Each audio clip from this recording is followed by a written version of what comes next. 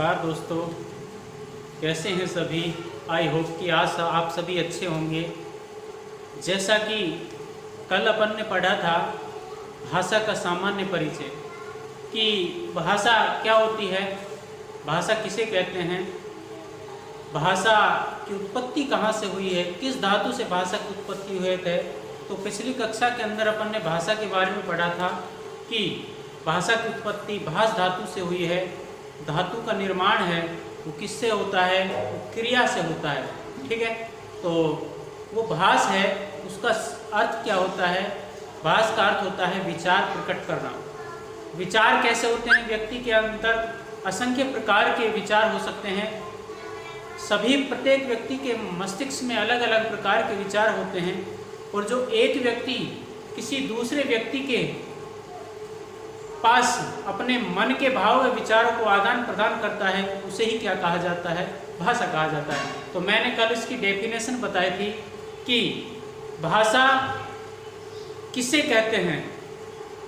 तो देखिए कि जिस साधन या माध्यम से एक व्यक्ति या समूह किसी दूसरे व्यक्ति या समूह को अपने मन के भाव व विचारों को आदान प्रदान करते हैं, उसे ही क्या कहा जाता है, भाषा कहा जाता है। उसे क्या कहा जाता है, भाषा कहा जाता है। तो आज अपन पढ़ेंगे टाइप्स ऑफ भाषा, यानी कि भाषा कितने प्रकार की होती है। तो आज पढ़ेंगे अपन प्रकार। भाषा कितने प्रकार की होती है। भाषा 3 प्रकार की होती है। कितने प्रकार की होती है, 3 प्रकार की होती है। 3 प्रकार कौन कौन से होते हैं। नंबर 1 लिखित भाषा। नंबर 2 मौखिक भाषा, और नंबर 3 है सांकेतिक भाषा। ठीक है, कि भाषा होती है वो कितने प्रकार की होती है, 3 प्रकार की होती है। नंबर 1 लिखित भाषा, नंबर 2 मौखिक भाषा, और नंबर 3 सांकेतिक भाषा। तो अब इनको क्या है, अलग अलग प्रकार से पढ़ेंगे। तो देखिए कि जो नंबर 1 पढ़ते हैं, देखिए नंबर 1 पढ़ेंगे अपन मौखिक भाषा। देखिए नंबर 1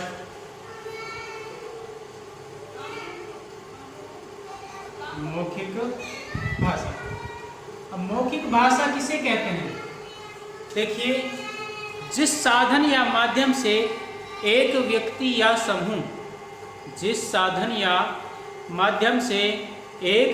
या समूह, किसी दूसरे व्यक्ति या समूह को अपने मन के भाव व विचारों को लिखकर आदान प्रदान करता है, उसे क्या कहा जाता है, लिखित भाषा कहा जाता है। और मौखिक भाषा यानी कि बोल करके। तो देखिए, तो अपन लिखते हैं इसकी परिभाषा। जिस साधन या माध्यम से एक व्यक्ति या समूह किसी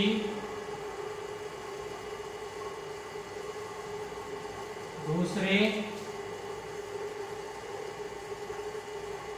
व्यक्ति या समूह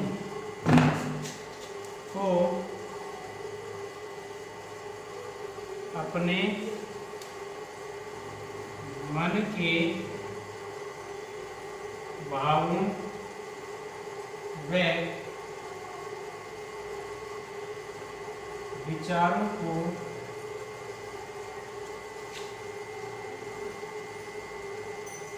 लिखकर प्रकट करते हैं,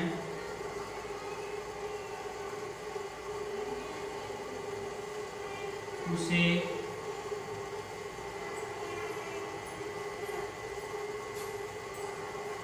लिखित भाषा कहा जाता है। यानी कि जिस साधन या माध्यम से एक व्यक्ति या समूह किसी दूसरे व्यक्ति या समूह को अपने मन के भाव व विचार होते हैं ना, उनको लिख कर के प्रकट करते हैं, उन्हें क्या कहा जाता है? लिखित भाषा कहा जाता है। जैसे मैं आपको बता दूं कि जैसे समाचार पत्र,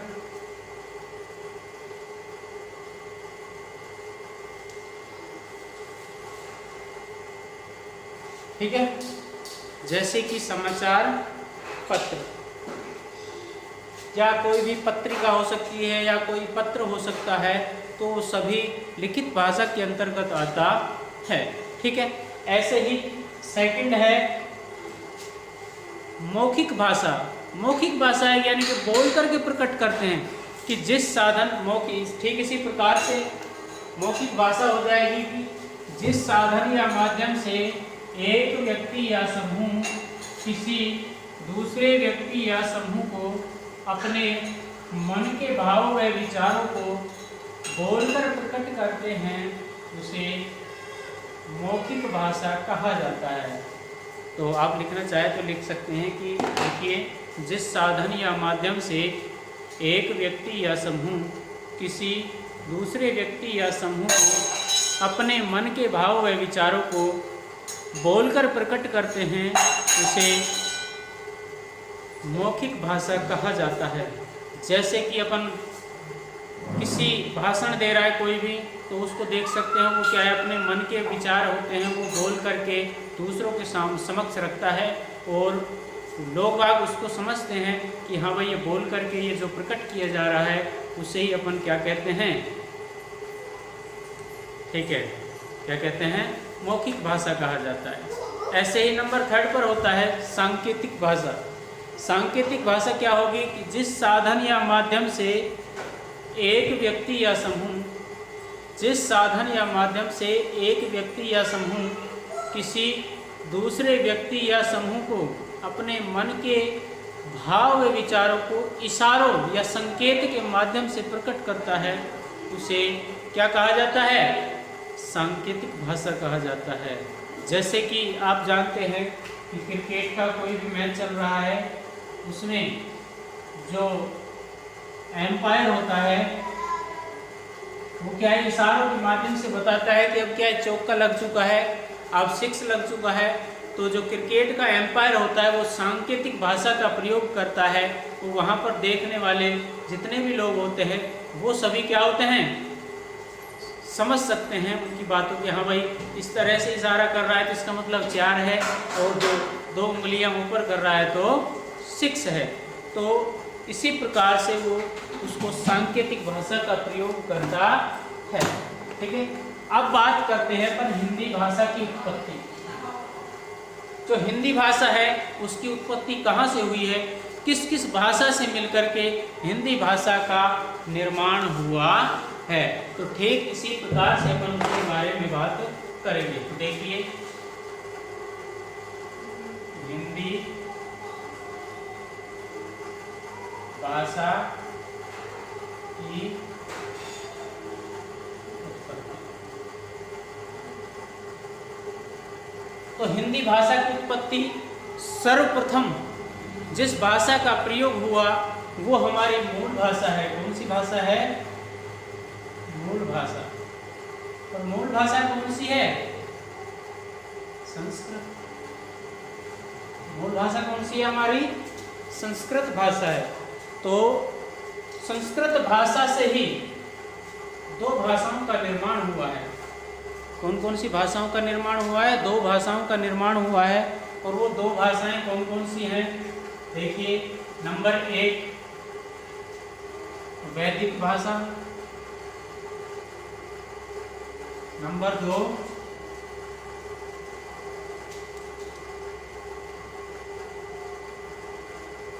लौकिक। यानी कि संस्कृत भाषा से 2 भाषाओं का निर्माण हुआ है।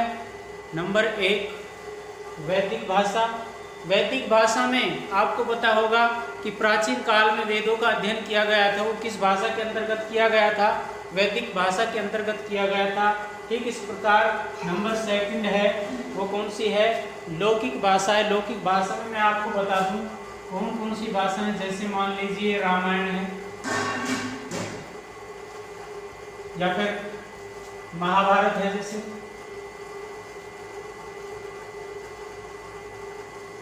रामायण और महाभारत ये क्या है? लौकिक भाषा का प्रयोग हुआ है। इसके बाद जिस भाषा का प्रयोग हुआ है वो है पाली भाषा। पाली भाषा के बारे में जानते होंगे आप लोग। पाली भाषा किनकी भाषा थी? बौद्धों की भाषा थी। किनकी भाषा थी? बौद्ध लोग थे, वो क्या है? पाली भाषा का प्रयोग किया करते थे। तो वो पाली भाषा वो किनकी भाषा थी? बौद्ध एक ग्रंथ भी है जिसको आपने नाम याद होगा, जिसको बोलते हैं अपन त्रिपिटक ग्रंथ। ठीक है, तो त्रिपिटक ग्रंथ है वो सिर्फ पाली भाषा के अंतर्गत ही लिखा हुआ है। तो त्रिपिटक और बौद्ध लोग हैं वो पाली भाषा बोलने में भी पाली भाषा का प्रयोग करते थे। ठीक है, तो पाली भाषा के बाद जिस भाषा का निर्माण हुआ वो थी प्राकृत भाषा। कौन सी भाषा थी? प्राकृत भाषा। प्राकृत भाषा आपको पता होगा, इंडियन नेशनल जीके के अंदर अपन पढ़ते होंगे कि पाली किनकी भाषा थी, प्राकृत किनकी भाषा थी। जो प्राकृत भाषा थी वो जैन लोग थे, उनकी भाषा थी। तो जैन लोग हैं वो प्राकृत भाषा का प्रयोग करते थे। तो किस भाषा का प्रयोग करते थे जैन लोग? प्राकृत भाषा का प्रयोग करते थे। ठीक, इसके बाद में जो भाषा का निर्माण हुआ वो थी अपभ्रंश भाषा। कौन सी भाषा थी? अपभ्रंश भाषा। ठीक है,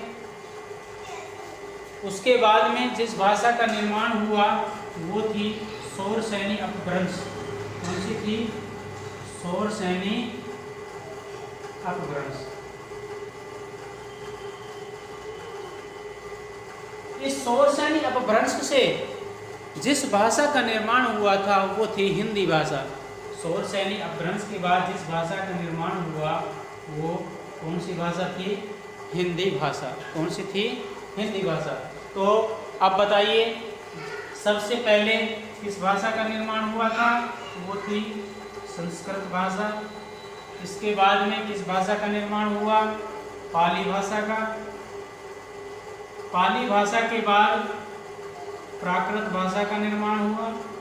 प्राकृत भाषा के बाद अपभ्रंश भाषा का निर्माण हुआ और अपभ्रंश भाषा के बाद शौरसेनी अपभ्रंश का निर्माण हुआ। शौरसेनी अपभ्रंश। शौरसेनी अपभ्रंश के बाद जिस भाषा का निर्माण हुआ वो थी कौन सी भाषा? हिंदी भाषा। यानी कि सामान्य रूप से यदि आपसे पूछा भी जाए कि भाई हिंदी भाषा का उत्पत्ति है वो कहाँ से हुई है, तो हिंदी भाषा की उत्पत्ति है वो सामान्य रूप से शौरसेनी अपभ्रंश से हुई है। किससे हुई है? शौरसेनी अपभ्रंश से। यदि मूल रूप से आपसे पूछा जाए कि हिंदी भाषा की उत्पत्ति कहाँ से हुई है, तो मूल रूप से हिंदी भाषा की उत्पत्ति है वो कहाँ से हुई है? संस्कृत भाषा से हुई है। किससे हुई है? मूल रूप से पूछा जाए तो संस्कृत भाषा होगी और सामान्य रूप से पूछा जाए तो शौरसेनी अपभ्रंश होगा। ठीक है, इसके बाद में एक छोटा सा टॉपिक आता है बोलियां। बोलियां आपको पता होगा इसकी डेफिनेशन है कि सीमित क्षेत्र में बोली जाने वाली भाषा को बोलियां कहा जाता है, या सीमित क्षेत्र में बोली जाने वाली स्थानीय रूप को ही क्या कहा जाता है? बोलियां कहा जाता है। यानी कि सीमित क्षेत्र में स्थानीय रूप से जिस भाषा का प्रयोग किया जाता है वो कौन सी भाषा होती है? बोलियां होती है, जिसमें हरियाणवी, राजस्थानी, मेवाती, तो ये अलग अलग प्रकार की बोलियां बोली जाती है। देखिए एक चीज़ मैं आपको भूल गया बताना, तो आपका यदि आपसे पूछा जाए तो भाषा का विकास क्रम होता है वो किस प्रकार से होता है, तो अपन पढ़ते हैं LSR और W। ये है भाषा का विकास क्रम। भाषा का विकास क्रम LSRW एल का मतलब लिसन, लिसन का अर्थ होता है सुनना। सबसे पहले कोई भी व्यक्ति है या बच्चा है, छोटा बच्चा ही होता है, सबसे पहले सुनना सीखता है, ठीक है। इसके बाद में स्पीक, स्पीक का यानी अर्थ होता है यानी कि बोलना, ठीक है। तो सुनने के बाद क्या है, जैसे मान लो वो सुनता है तो एक दिन ऐसा भी आएगा जो वो बोलने की कोशिश करता है, तो उसके बाद सुनने के बाद में जिस क्रिया का प्रयोग करता है वो होता है बोलना, ठीक है, बोलना। अब बोलने के बाद किस क्रिया का प्रयोग करेगा, रीड, रीड का अर्थ होता है पढ़ना, ठीक है। और पढ़ने के बाद जिस क्रिया का प्रयोग करेगा वो है लिखना, रिटन, ठीक है। यानी कि सबसे पहले व्यक्ति है जो भाषा का विकास क्रम होता है वो एल, एस, आर और डब्ल्यू होता है। आपको मैं बता दूं कि सबसे पहले बच्चा है वो सुनना सीखता है, उसके बाद में बोलना सीखता है, उसके बाद में पढ़ना सीखता है और अंत में वो क्या करना सीखता है, लिखना सीखता है। तो इसकी एक शॉर्ट ट्रिक भी बनती है LSRW। बाई द 90% पूछा जाता है कि भाषा का विकास क्रम होता है, वो भाषा का विकास क्रम होता है वो कौन सा होता है, भाषा का विकास क्रम होता है वो LSRW होता है, ठीक है। आज हमारा पहला टॉपिक यानी कि भाषा व व्याकरण का सामान्य परिचय समाप्त हो गया है। यदि आपको हमारी वीडियो अच्छी लगी हो तो लाइक करें, शेयर करें और सब्सक्राइब करें। और यदि आप हमारे चैनल में नए हैं तो बेल आइकन दबाना न भूलें। धन्यवाद। मिलते हैं अब अगली क्लास के अंदर।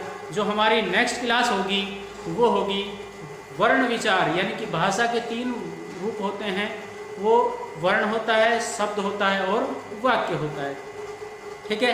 तो अपन कल पढ़ेंगे वर्ण विचार के बारे में।